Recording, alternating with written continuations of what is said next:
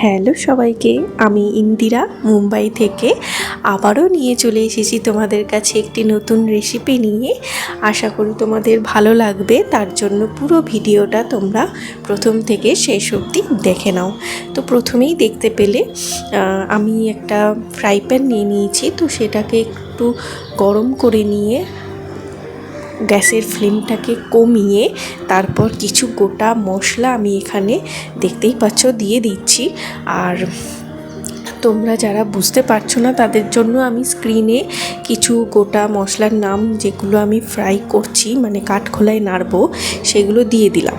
তো তোমরা পজ করে দেখে নিও। তো আমার এখানে দেখো গোটা মশলা আমার নাড়াচাড়া হয়ে গেছে কাঠখোলায়, তারপর রেখে দিলাম।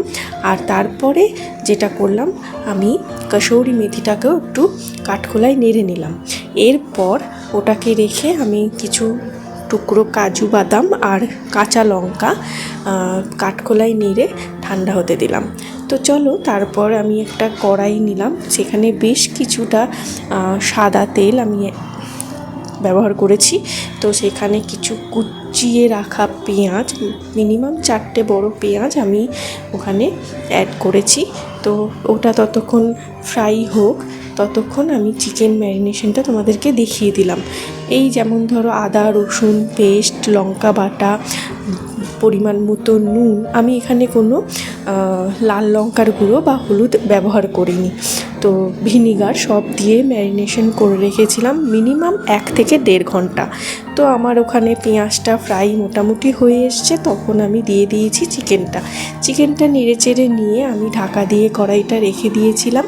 তো তারপরে আমি এখানে মশলাগুলো বেটে নিলাম ঠান্ডা হয়ে যাওয়ার পর। এরপর আমি আর তোমাদের একটা টিপস দিয়ে দিই, যখন মিক্সিতে কিছু ভেজে বাটবে তখন অবশ্যই ঠান্ডা করে বাটবে, না হলে মিক্সি গরম হয়ে যায়। তো চলো, এরপর দেখতেই পাচ্ছ জল ছেড়ে দিয়েছে চিকেনটায়, আর আমি যে বাটা মশলাটা করেছিলাম সেটাকে আমি এখানে অ্যাড করলাম। তো যতক্ষণ না তেল ছেড়ে আসবে ততক্ষণ মশলা সমেত চিকেনটাকে খুব ভালো করে নেড়ে চেড়ে নিতে হবে। তো নেড়ে চেড়ে নেওয়ার পর আমি দেখতেই পাচ্ছ চিকেনগুলো খুব ভালো মতো ফ্রাইও হয়ে গেছে সাথে সাথে। আর তারপরে আমি মিক্সিতে যে মশলাটুকু লেগেছিল সেটাতে একটু জল দিয়ে লাস্টে সেটা দিয়ে দিলাম। তো আশা করি এটা সবাই করো মোটামুটি।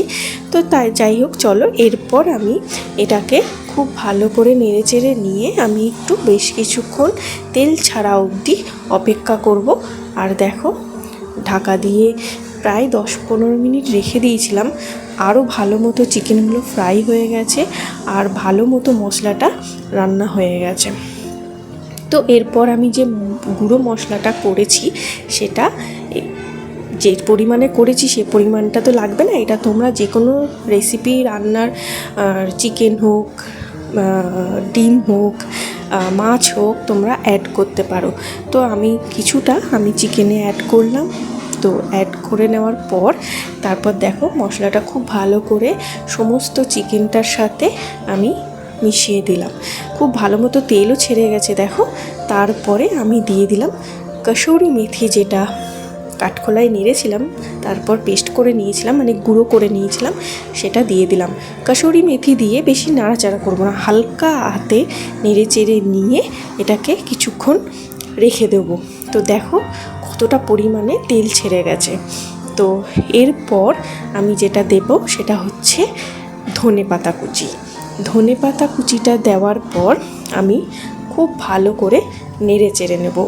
আর আমি এখানে একটু জল দিয়েছি, যেটা ভিডিও নিতে স্কিপ করে গেছি। তো তোমরা একটু যতটা পরিমাণে জল লাগা উচিত ততটা পরিমাণে দিয়ে দেবে। তো আমি সামান্য জল ব্যবহার করেছি এর মধ্যে। তো দেখো, তারপর নেড়ে চেড়ে নেওয়ার পর চিকেনটা বেশ সুন্দর লাগছে। থিকনেসটা তোমাদেরকে দেখিয়ে দিলাম, এইরকম থিকনেসে রাখবে। তো এই যে দেখো, খুব ভালো করে আমার চিকেনটা রান্নাও হয়ে গেছে, বেশ তেলও ছেড়ে দিয়েছে, মশলা ভালো মতো কুক হয়ে গেছে।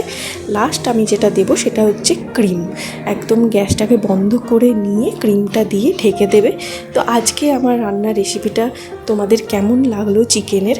তো অবশ্যই আমাকে কমেন্ট করো, জানিও। ভালো লাগলে অবশ্যই লাইক করো আর সবার মধ্যে শেয়ার করে দিও। আশা করি তোমাদের সবার ভালো লাগবে। লাচ্ছা পরোটা, রুটি, পরোটা, যে কোনো লুচি, এইসব আইটেম দিয়ে, ফ্রাইড রাইস দিয়ে আশা করি ভালো লাগবে। দেখা হবে তোমাদের সাথে আবারও নেক্সট কোনো নতুন রেসিপি নিয়ে। ততক্ষণের জন্য সবাই খুব ভালো থেকো। টাটা।